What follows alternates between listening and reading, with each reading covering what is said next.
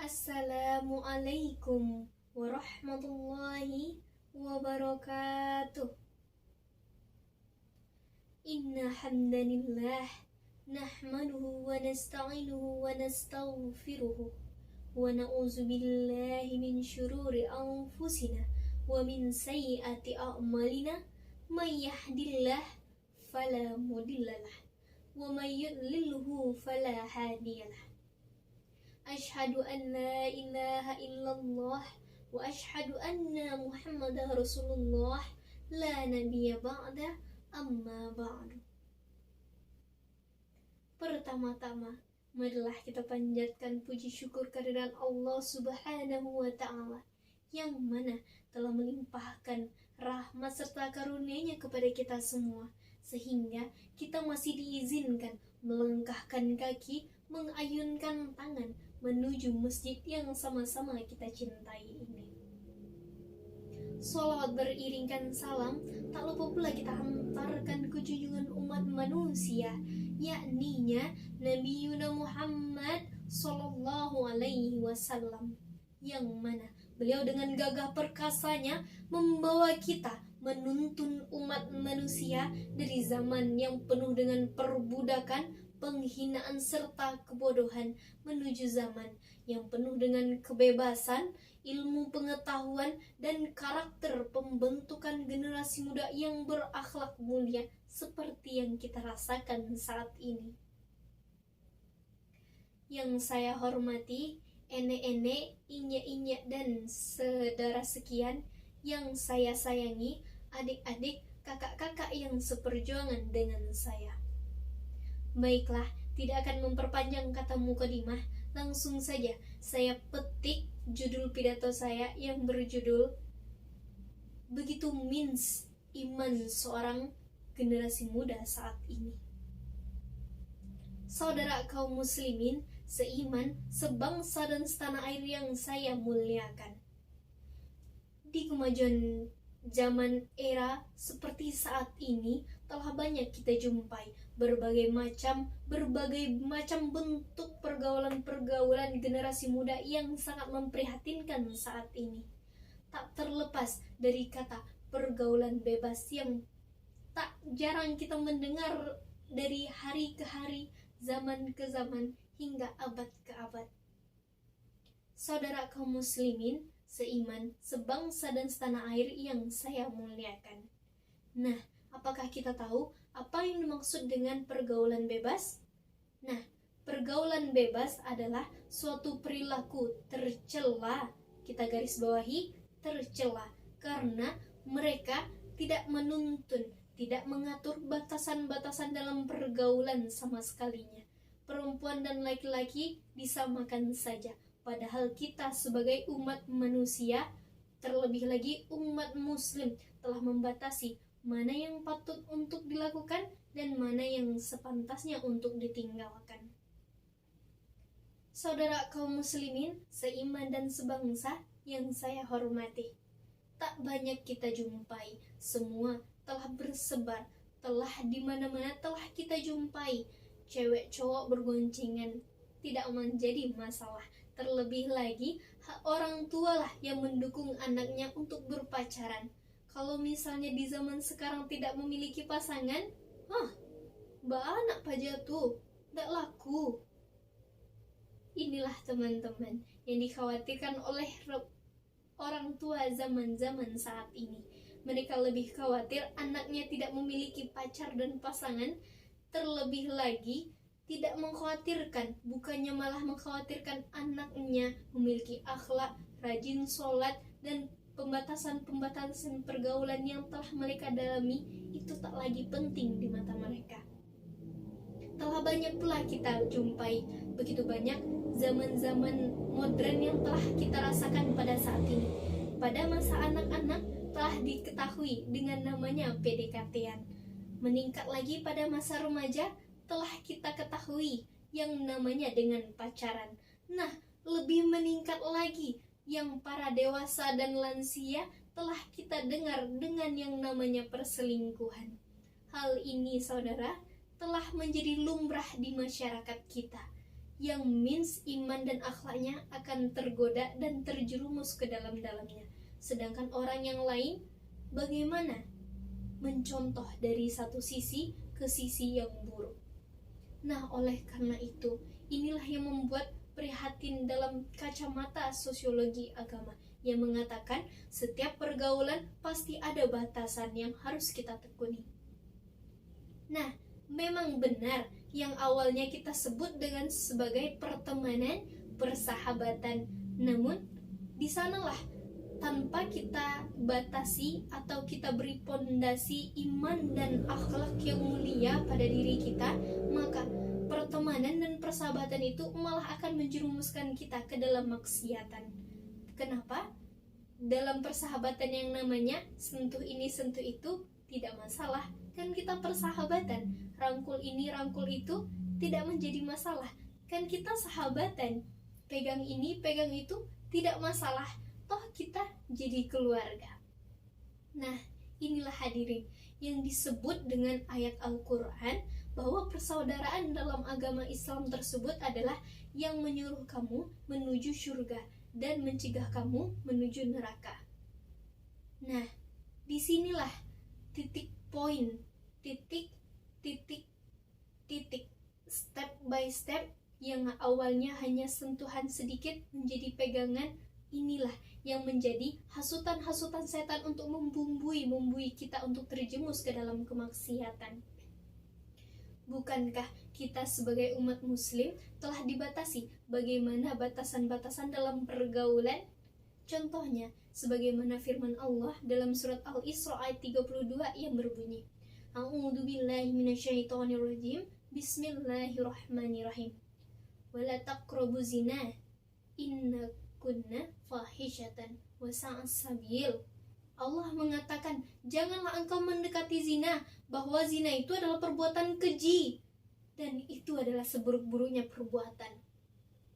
Nah, hadirin kaum muslimin kaum muslimat, dari di sana kita dapat petik buahnya bahwa Allah Subhanahu wa taala telah menegaskan bahwa jangan pernah engkau mendekati zina, apalagi dengan perzinaan. Sedangkan mendekatinya saja tidak boleh, apalagi kita berzina. Nah, terlebih lagi teman-teman, awalnya kita hanya pertemanan, lalu tumbuh rasa. Nah, jadilah pacaran. Nah, terus apa sih yang terjadi setelah pacaran? Pasti ada pegangan. Tidak dapat kita katakan tidak. Karena apa? Kamu kan pacar saya, otomatis saya berhak atas kamu. Inilah pembodohan karakter manusia generasi muda saat ini. Banyak anak-anak yang terjumus dalam kemaksiatan yang sangat menyesatkan saat ini. Mereka tidak akan mempan yang namanya nasihat bila hati telah dipenuhi dengan cinta gila. Cinta bila tidak dibatasi dengan agama, maka itu akan menjerumuskan kita.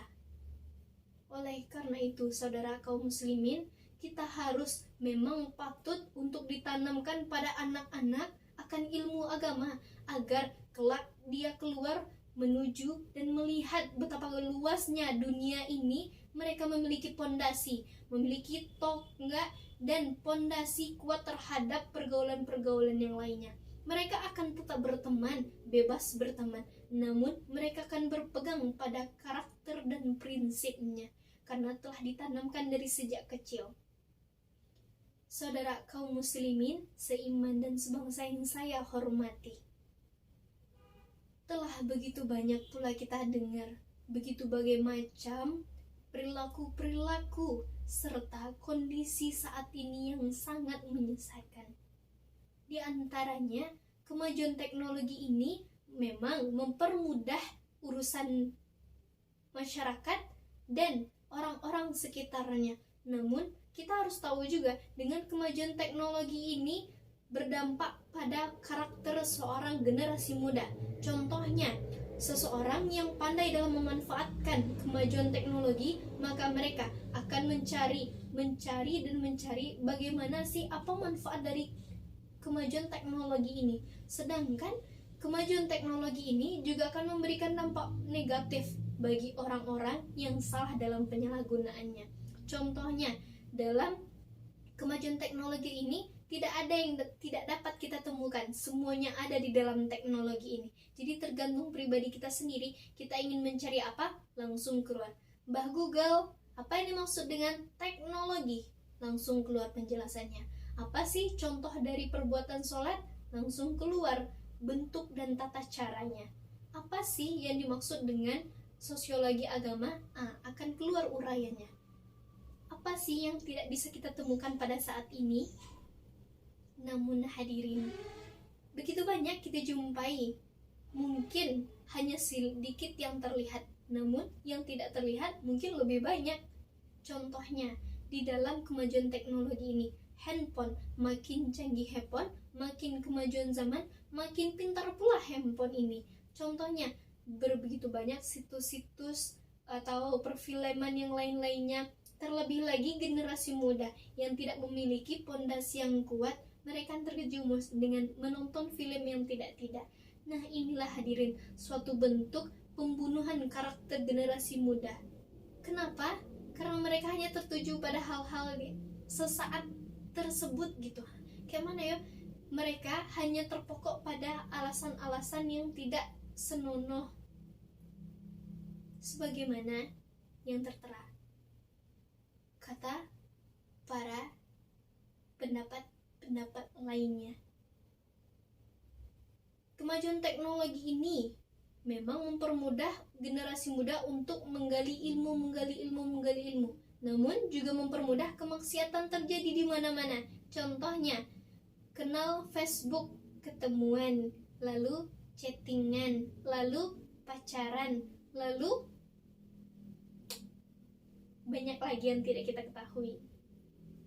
Nah, terlebih lagi setelah kita melihat hal-hal itu, otomatis kita generasi muda memiliki rasa ingin tahu yang tinggi. Terlebih lagi kita memiliki bestie atau teman yang sependapat dan pengen juga rasa ingin tahunya itu lebih tinggi.